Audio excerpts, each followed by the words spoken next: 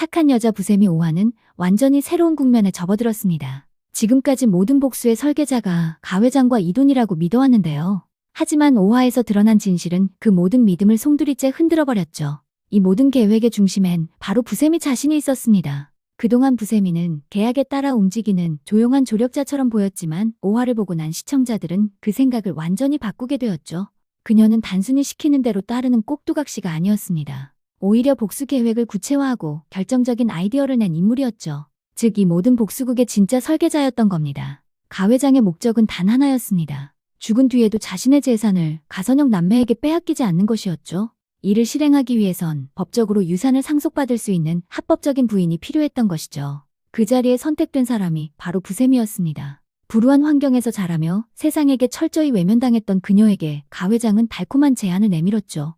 내 인생을 바꿔줄 테니 나를 도와달라는 것이었습니다. 그녀는 그 말을 믿고 이 계획에 동참했죠. 세상 그 누구도 자신을 구해준 적이 없었기에 자신이 시궁창에서 벗어날 수 있는 유일한 방법은 이것뿐이라고 믿었습니다. 이 복수 계획을 더 단단하게 만든 사람은 바로 부세미 자신이었다는 겁니다. 가 회장은 가선영을 회사에서 쫓아내고 재산을 지키려 했지만 부세미는 진짜 복수를 완성시키려 했습니다. 그녀는 가선영 남매의 약점을 꿰뚫고 있었죠. 남매 사이의 불신, 그 틈을 파고드는 것만이 가선그룹을 무너뜨릴 유일한 길이라 판단했습니다. 그래서 부세미는 가선우가 누나인 가선영을 배신하도록 만들고 그의 녹취 파일을 세상에 퍼뜨렸습니다. 가선영은 자신이 호랑이 새끼를 키웠다는 것을 알게 되며 완전히 분노했죠. 녹취록에 담긴 가선우 행태는 교수로 가면을 쓰고 있던 가선영을 가선그룹으로 불러들이는 결과를 만들었습니다. 가선영과 가선우는 부세미 작전에 완전히 말려들어간 것이죠. 게다가 이돈과 부세미는 거기서 멈추지 않았죠. 가선우가 부사장으로서 갑질을 일삼는 영상을 폭로하며 그의 이미지를 완전히 박살냈습니다.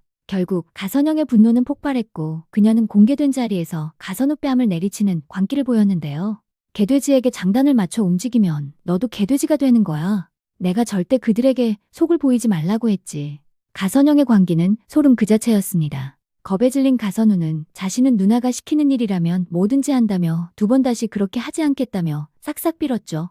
이건 누나와 동생의 모습이라고는 절대 볼 수 없는 장면입니다. 가선영은 분노에 찬 목소리로 소리치며 가선우에게 며칠 동안 굶으며 국민 앞에 머리를 숙여 사죄하라고 명령했습니다. 결국 가선우도 가선영의 아바타였던 것인데요. 어린 시절부터 그녀의 광기 어린 모습과 가스라이팅 속에서 자라온 가선우는 결국 아무 말도 하지 못한 채 고개를 숙일 수밖에 없었습니다. 그때 가 회장의 오른팔이었던 이돈이 움직이기 시작했죠. 그는 가 회장 사망 이후 이미 수많은 플랜을 준비해둔 상태였습니다. 그리고 그 계획을 실행에 옮기는 사람은 무창마을에 숨어있는 부셈이었죠.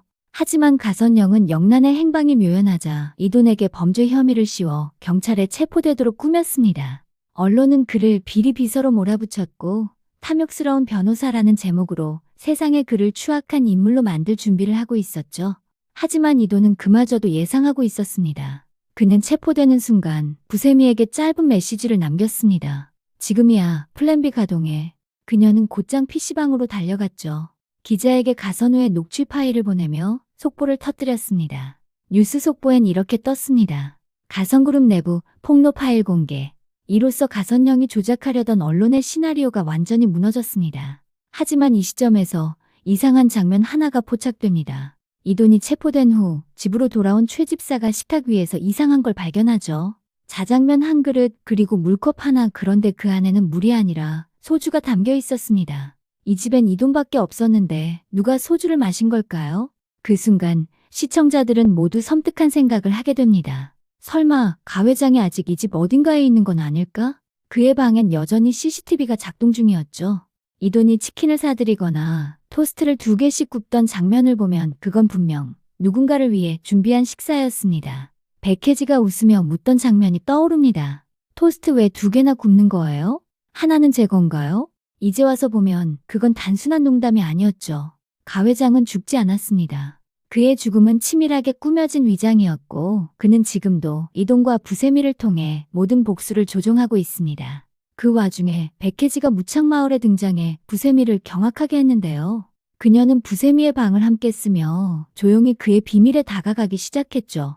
영란이 외출한 틈을 타 그녀의 캐리어를 열려 하지만 비밀번호에 막히고 맙니다. 그때 뒤에서 이돈이 휴대폰을 여는 걸 본 백혜지는 그가 입력한 번호가 떠올랐죠. 그리고 그 번호가 영란의 캐리어 비밀번호와 같다는 걸 알아버리죠. 더 놀라운 건 영란이 기자에게 이메일을 보낼 때 이돈의 메일 계정을 사용하고 있었다는 사실이었습니다. 백혜진은 그제야 깨닫습니다. 이건 단순한 계약이 아니야. 이 둘은 한 팀이야. 하지만 여전히 백혜지의 정체는 미스터리입니다. 그녀는 적일까요? 조력자일까요? 이제 시청자들은 의심하기 시작했습니다. 그녀는 혹시 가 회장이 남겨둔 또 다른 카드가 아닐까? 그리고 바로 그때 예상치 못한 인물 한 명이 부세미의 정체를 알아버립니다. 바로 전동민인데요. 그는 과거 가 회장 저택에서 경호원이었던 영란의 뒷모습을 본 적이 있었죠. 그녀가 머리를 묶던 방식까지 기억하고 있었습니다. 무창마을에서 부세미가 머리를 묶는 순간 그는 직감했습니다. 그녀가 바로 그 경호원이라는 걸요. 예고편에선 전동민이 이돈에게 전화를 걸며 말하죠. 이돈이 제 정체를 알아버렸습니다. 하지만 놀랍게도 그는 부세미를 배신하지 않았습니다. 오히려 그녀를 돕기 시작하죠. 부세미와 전동민의 관계는 이제 새로운 국면으로 접어듭니다. 그러나 곧 부세미에게 위기가 찾아오는데요. 그가 경찰 조사를 받게 된 것이죠. 이 사실에 이돈은 경악합니다. 그녀의 신분증이 노출되면 모든 계획이 무너질 수 있었기 때문이죠.